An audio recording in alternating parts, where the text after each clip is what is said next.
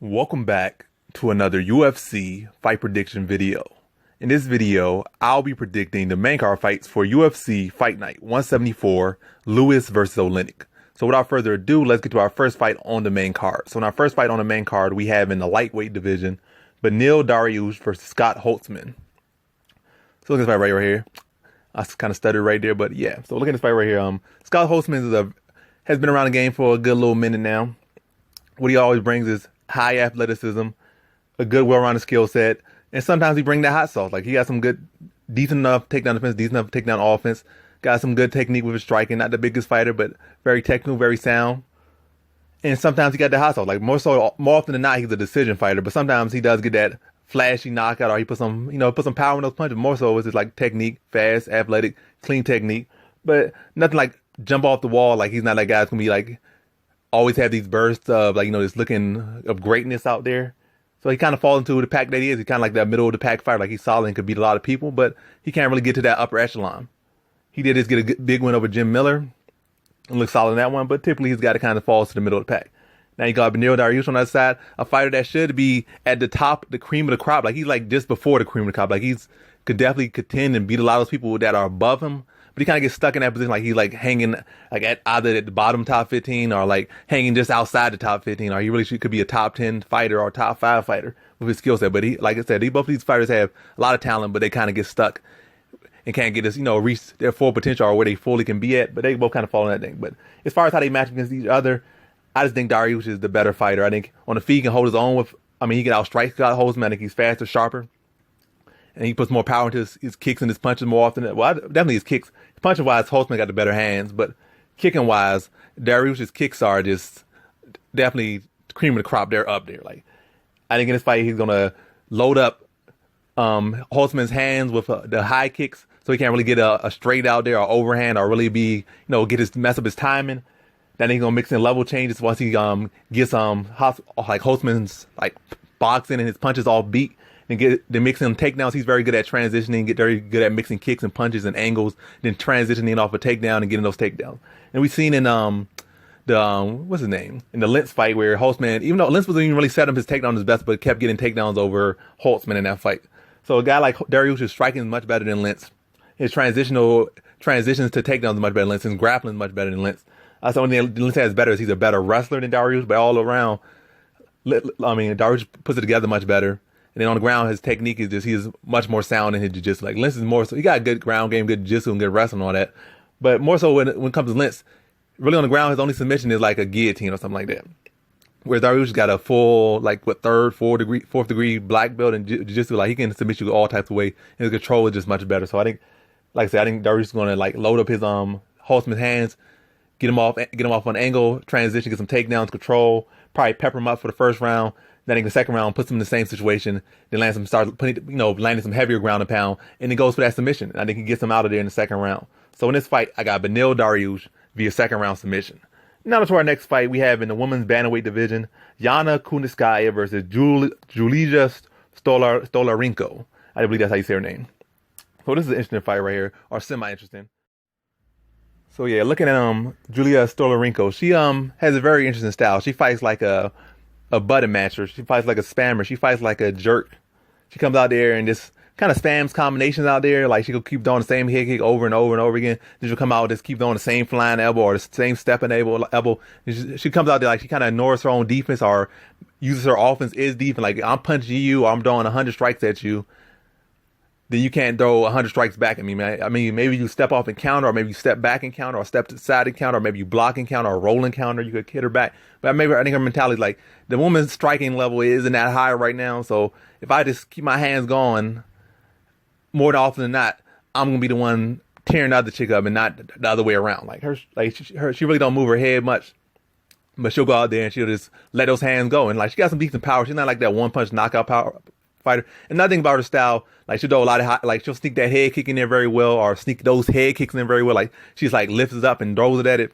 Maybe she didn't actually set it up. It could be a head kick knockout, but I guess maybe in the way she does it's a little bit more sneaky, or gets by a little bit because she throws 100 punches at you. Then she might slip that head kick in there, and then kind of she catches every single opponent with it. It's not. I never seen her finish her opponent with that, but it definitely catches their attention. Either rocks them or catches their attention. So Either way, she just comes out there and she spams. I think another reason why she could spam is because she knows on the ground she has a very good armbar. Like I don't know if she got any other submission other than that armbar, but you can see by her record, like armbar. Like she go out there, she let the hand go. She might eat a punch like just rushing and blitzing people, but she'll probably give them like 10 shots before they catch her with one. If somebody fought with some real good boxing, they could tear her up. But going against Kunitskaya, you're not really going against a good boxer. You're going against a pillow-fisted fighter who looking to take you down or control you against the cage or controlling the ground. And even on the ground, she's not really going to finish you. She's going to take you down and just like hold you down for 3 rounds. That's what you're kind of dealing with Kunitskaya. So, but yeah, back to Stoliarenko. Yeah, so I think she kind of comes with that confidence because she's on the ground. She, especially in the women's division where it is right now, she can catch a lot of chicks in that armbar off her back. Like, so she just feels like I could just do whatever I want. Even fights when she get rocked on the feet and gets dropped, she goes for that armbar. Like, so she feel like she could always bail to the armbar. Like, she gets hurt on the feet, she'll fall out. I mean, she'll either pull guard or just sit to her butt, or she'll just like make you force you to shoot a takedown, and then she'll go for the armbar. But going against Kunitskaya, I think on the feet she should have the advantage over Kunitskaya. But on the ground, I feel like that style could play against her. Like if she's going for all those blitzes, or she's so comfortable giving up takedowns because she knows her armbar is so good. But going against Kunitskaya, a fighter with a solid ground game and has fought higher level competition. Like, cause who has Stoliarenko really fought? No one.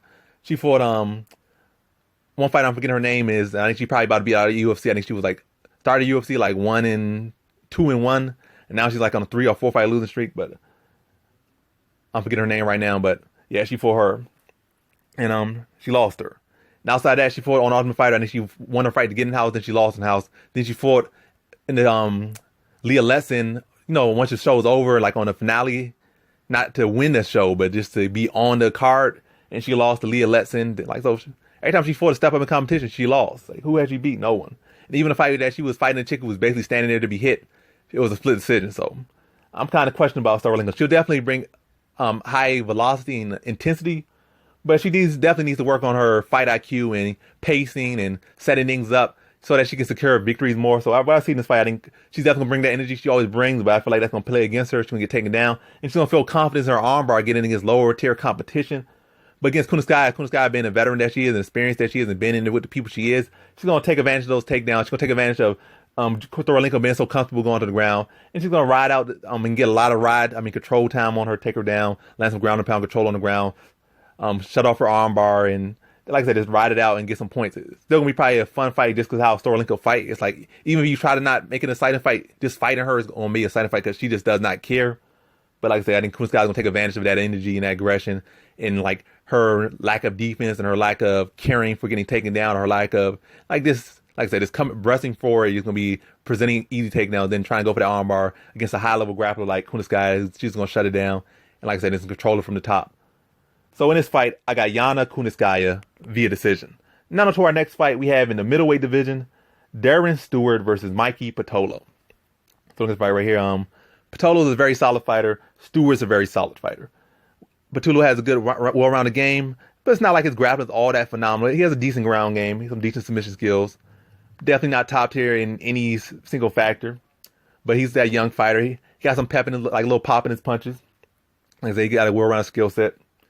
Jiu-jitsu, grappling, wrestling. But I feel in this fight, I feel like the edge he has, he had like a little slight edge in wrestling, but I think Dariush Stewart for the most part can stuff his takedowns. Then on the feet, I think Dariush Stewart is the more well-rounded fighter. I think pure boxing, Pitolo has a little bit better technique with his boxing, but Stewart has much more pop in his punches overall. Like I said, Pitolo has a pop every now and then, like a little coconut bomb or whatever you call it every now and then, but Stewart is the much heavier hitting fighter, and he's a much more well-rounded fighter with kicks and punches and knees and elbows. So I think in the clinch, he could cut him up. He can knee him to the body. From distance, he could chew up his legs, especially when you're going against a guy that's more so a boxer out there, just chewing the lead leg up so he can't put power to his punches. Then when you chew that lead leg up, where is that coconut bomb? It's not there no more. And I think the experience that he's fought, like so far, Pitolo hasn't really beaten anyone yet. He fought Charles Byrd, but I don't know. Charles Byrd kind of just gave the fight up. It's not like Charles Byrd has really accomplished that much inside the UFC anyway. And also, Stewart has beat Charles Byrd as well. But I just feel that's, like I said, Stewart is the more well-rounded fighter, more dangerous fighter, more experienced fighter. And he just got the better tools at the moment. And like I said, Pitolo got some good hands. He got a good little bit of edge in wrestling and grappling, but not a big enough edge. So I feel like Stewart can deal with that and neutralize that, chew up his leg, chew up his body, in the clinch, bust him up with elbows. Especially like if Pitolo try to go for a clinch or try to get against his cage and try to set up takedowns, he's going to be busting him up with elbows right from that position. chewing over legs. And also he's fought a much better strikers and much more experienced strikers. So like I said, I feel like Stewart is the better fighter and has the better tools at the moment. Chews up the legs, chews up the body. And I don't think he stops Pitolo, but I think he definitely puts on a clinic on him. Maybe after the first round, then his fight starts going down, the attacks to the body and attacks to the leg are going to start to add up. You're going to start to see Pitolo limping out there and breathing heavy. But he's going to make it to the decision. It's going to be a nice, fun fight. But like I said, Stewart going to put on a clinic. So in this fight, I got Darren Stewart via decision. Now to our co-main event, we have in the middleweight division, Chris Weidman versus Omari Akhmedov. So we got the former middleweight champion, the Anderson Silva Slayer himself. He's still my boy, Chris Weidman versus Omari Akhmedov. So this fight is still very much 50-50 on the odds. Sometimes Chris Weidman's up, sometimes Omari Akhmedov up. I think at first Omari Akhmedov was clearly up. At first it was like, he was like, I don't know, like a minus 150 or minus 200. Then I think people started looking at it more and they said, oh, wait a second, there's no reason he should be up. Or they start saying, oh, maybe Chris Weidman will win this one. But at first a lot of people were leaning heavily to Omari Akhmedov, but now it's getting less clear. And I kind of see now, already kind of been seeing why it's going to be that way, why it's going to shift, and why I'm going to pick Chris Weidman in this one against Omari Akhmedov. And let's get into that why. So Omari Akhmedov, he's on a good little tear right now, but who has he beat? And who has he really beat impressive? Like he beat basically 2 foot out the door, Tim Bochek. He had I think his best thing he's done is had the best thing he's done is had a draw with Marvin Vettori. And Marvin Vettori has gotten much better since then. And even back then, it should have been a decision victory for Marvin Vettori. But either way, that's the best thing he's done. Out of that, he'd be like a 2 feet out the door, Tim Bochek. He'd be like a welterweight and this and that. And he beat Oleinik on like a split decision or real close. Now it's like a 29-28, but on a close decision. So he hasn't really been doing too much. And when I look at stats, Omari Akhmedov pretty much gives up a lot of takedowns. And who has he really fought? That's a high level wrestler. I think he gave up 3 takedowns to Oleinik, who's really not an offensive wrestler at this level of the game. He's more so a defensive wrestler. Like he'll defend takedowns, he'll scramble, get back to his feet, let the opponents get tired, take him down, then he'll unload. It's like he give up the first round, then the second, third round he come on strong. Like the second round he comes on strong, the third round he comes for the kill. That's kind of Oleinik's style in the UFC, at least when he's going against better grapplers than himself. So in the UFC, at this caliber, he's not really a offensive threat with his wrestling, like a big offensive threat with his wrestling. And even when you look at his fights, most fights, grappling wise, he's giving them takedowns. The only time he get these takedowns is when they're tired. When he fought Dariush Brunson, didn't get a takedown. When he fought the 2 Brazilian like BJJ black belts, I think he might have got 1 takedown when they were tired. But other than that, he's not a takedown offensive threat. And he got 3 takedowns against Omari Akhmedov, so I'm kind of worried about his takedown. And then I think when his debut, he fought Gunnar Nelson, and Gunnar Nelson took him down relatively easy, and then just split his guard and just finished him up like butter in that fight. So definitely worried about Omari Akhmedov's takedown. And he talking about Chris Weidman's chin in this fight. But who has Omari Akhmedov actually finished? I think most of his fights are decisions. He's not really a knockout fighter. He's not really a finishing fighter. He's a decision fighter. So he's going against Chris Weidman. He does got some power at time, but he's not. It might seem heavy, but he's really not that guy that's rocking people. In another fight, I forget who else he was fighting, but he fought he fought Zach Cummins and was getting picked apart on the feet. But he had to go to the takedown. Then he got some control on the ground on the feet. He did land a couple good shots on Zach Cummins. But who really is Zach Cummins? Not nobody. But Zach Cummins was chewing him up. He was rocking him. I think he even dropped him, but they didn't recognize it as a drop. But yeah, he was tearing Omari Akhmedov on the feet. So when I really look at Omari Akhmedov, I see a guy that got a little bit of power in his hands, not the best technique, and he got a little bit of wrestling. That's who he is. He's not nobody standoutish or phenomenal. And that just shows you how far Chris Weidman has fell. But I think even as far as he's fallen, I think Chris Weidman is by far the best wrestler Omari Akhmedov has faced. Chris Weidman still has cardio. It's just been his chin. So he's not going against a real technical strike. He's not going against a powerful, super powerful punch. Omari Akhmedov is not a super powerful puncher. He's not so technical on the feet. He's just a guy that got a little bit of wrestling and he can wing some shots and put some power in. That's about it. And who has he knocked out? No one. I feel like Chris Weidman can out-wrestle him all day. Don't feel I actually think Chris Weidman is a more technical fighter. And I think Chris Weidman cleans up his punch a little bit. I actually think he has heavier hands. Matter of fact, I think Chris Weidman punches are heavier. I think for Omari Akhmedov be winding up. Like Chris Weidman has heavy kicks and heavy punches. I really think, like I said, because Chris Weidman got some heavy strikes. But either way, I just feel like Chris Weidman best wrestler he ever fought. And he gets cardio pushing. And really, Omari Akhmedov's best chance is maybe to outpace Weidman, which I don't really see that happening, or land a big shot. And I'm not really banking on either of those happening. I think Chris Weidman's going to outwork him. I think Chris Weidman's going to take him down. I think Chris Weidman got better jiu-jitsu than him. I really think Chris Weidman outstrikes him, sets up a takedown, takes it, He gets him on the ground and just really unloads and wears him out over the course of 2 rounds. In the 3rd round, he finds that submission and taps him out. So in this fight, I got Chris Weidman via 3rd round submission. Now to our main event, we have in the heavyweight division, Derek Lewis versus Alexei Oleinik. So this fight is definitely interesting. They've both been on basically the same type of trajectory over the last, 5 fights. I think they both won a fight. They might have been on longer winning streaks, but I'm only looking at their last fight. Like they won a fight and they lost 2, and they rebounded with 2, something like that. So they lost 1, won 2. I mean, they won 1, lost 2, then won 2. And both those 2 losses were finishes where they got finished. But they fought high level competition. But now they're both back on winning streak. Though Oleinik does have the better win on that most recent streak, or coming off the better win, because he's coming off a win over a former champion in Strikeforce in UFC and Werdum. And Werdum's coming off a big win over Gustafsson. So definitely a much better win for Oleinik, whereas Lewis' last 2 fights basically look the same. Like he had some explosive moments here and there. He got taken down, let his opponent control him for a large portion of the fight. And he rallied at the end with a big flurry. Didn't get the finish, but did enough to, eke by on a decision. And Oleinik, really, I feel like he lost to Werdum, but then again, he got a win. So a win's a win. And he did look good at some points in the fight, but I feel like he lost it, but he won it. But I see this fight right here. The thing that worries me about Derek Lewis is that he pretty much, anybody that really wants to take him down, takes him down, and they take him down multiple times. And he kind of comfortable with that. Like he stays on the ground, rests, and he waits to explode. And he can kind of get by with that with a lot of people because they're not really submission people. They'd be like wrestlers, so they're not really landing no big ground and pound on him, or they're not really seeking submissions on him. They just kind of looking to control him. And then because you can stay down there because they're not really doing no damage on you. They're just trying to hold you down. So you find that moment to stand back up. You might be risking losing a decision, but you're not risking getting finished, being on the bottom. And that's what I'm trying to say. But going against Oleinik, that's a guy that's really looking at all points to finish you. He's looking to finish you on the feet and on the ground. He has like 1,000 ways to submit you. So that's kind of worrisome that Derek Lewis gives up takedowns so much. But then on the feet, Oleinik striking isn't the most technical, very sloppy. So I feel like against Lewis, to be that sloppy against Lewis, I'm not saying Lewis is like such a top level striker, but he's so explosive and he's good at finding that shot. He's good at finding that right hand. He's good at finding that little jumping kick. Like he's good at finding those.